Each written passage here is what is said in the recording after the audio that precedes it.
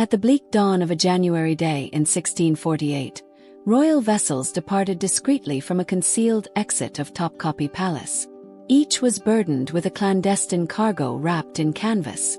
Shortly after, the Bosphorus engulfed suppressed cries, and the spreading waves held a story too dreadful to utter. To grasp why Sultan Ibrahim, known as the Mad, decreed the drowning of his own harem, we must journey back through years of terror, seclusion, and broken authority. The crimson thread of his paranoia leads back to a gilded iron cage, where princes awaited either their reign or their demise. Born in 1615, Ibrahim passed his youth within this cage, a lightless section of the palace where potential successors lived under the perpetual fear of execution. Endless days melted into nights, as the young prince listened for the sound of footsteps that could extinguish his life before it truly began. The barred iron door instilled in him the lesson that power was synonymous with survival, and compassion was a luxury no one could afford. By the time he reached manhood, his psyche bore indelible wounds from a solitude that no royal mentor could ever mend. When his powerful brother, Murad IV, passed away in 1640, officials forcibly removed Ibrahim from his confinement, utterly bewildered and convinced his own execution was imminent. Instead, the ceremonial sword of the empire was laid upon his shoulders. He was now the Sultan, the sovereign of a realm spanning 3 continents. The shift from a frightened captive to an absolute ruler was instantaneous, yet felt profoundly empty. He had long ago lost the capacity for trust. Finally liberated, Ibrahim dove into extravagance with a desperate craving. Entire treasure fleets were depleted for his personal indulgences. He craved pearl-adorned caftans, scented fountains, and wagons loaded with musk-infused sable furs. However, this opulence could not silence the whispers inside his own mind. Every passing shadow suggested a conspiracy. Every smile seemed to hide ridicule. The rhythm of the palace grew frantic under a leader who dreaded being alone as much as he dreaded being with others. Meanwhile, behind the scenes, influential figures made their moves. Valide Sultan Kozum, Ibrahim's commanding mother, steered the state's policies, while a favored concubine, the enchanting Sivacar, fueled his craving for domination. Their conflict intensified the divisions at court, where gossip became a form of power. In the resonant corridors of the harem, a single whisper of accusation had the power to bring down an entire world of silk and splendor. On a cold winter night, a report was delivered to Ibrahim. A concubine had been disloyal. Even worse, she had allegedly claimed the child she carried was not the sultan's. For the paranoid monarch, this rumor was like a knife to the heart. Fury overwhelmed his judgment. He believed that infidelity was the seed of rebellion.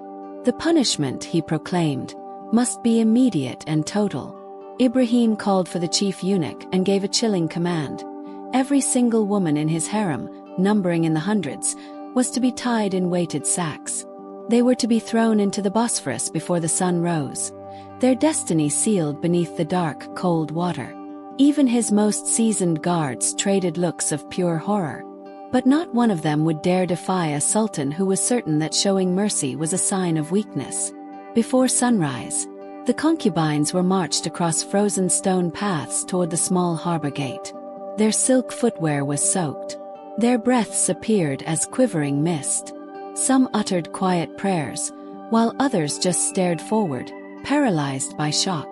The Bosphorus, a slate-gray and uncaring expanse, awaited. The eunuchs on the barges murmured last words of comfort they themselves hardly believed. One courageous consort pleaded for pardon for transgressions she had never made. She was clutching a turquoise amulet when the command was given. The sacks were cast, one after another, into the quiet river. The ripples expanded and then vanished.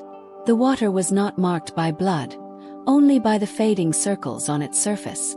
Within hours, the harem's chambers echoed with a profound emptiness. Silk pillows remained untouched. Mirrors now reflected only floating dust particles.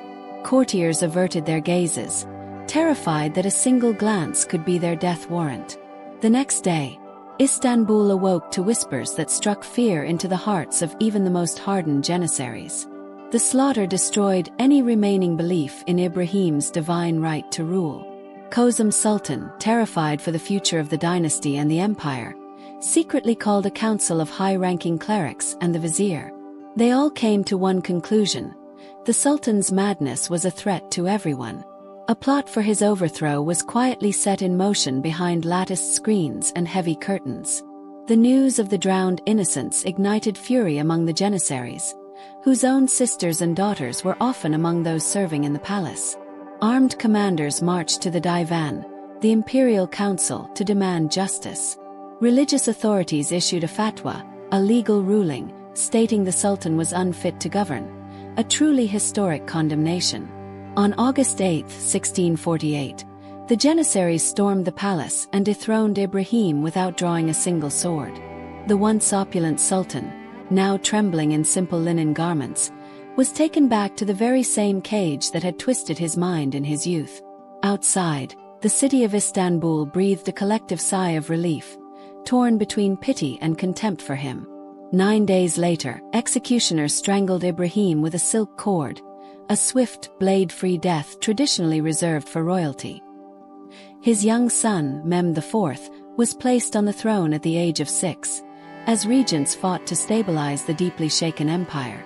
The drowning of the harem resonated through generations as a stark cautionary tale. Paranoia can topple a throne more effectively than any foreign army. Even now, the storytellers of Istanbul lower their voices when they speak of the boats of 1648 that glide through their collective memory. Empires may be built on the spoils of war, but they crumble under the weight of unchecked fear. If this story of drowned innocence and a sultan's descent into madness has captured your interest, let the ripple travel. Subscribe, ring the bell, and join us for the next pivotal moment buried in the depths of history. The ghosts of Topkapi still have tales to tell, and they will not remain silent forever.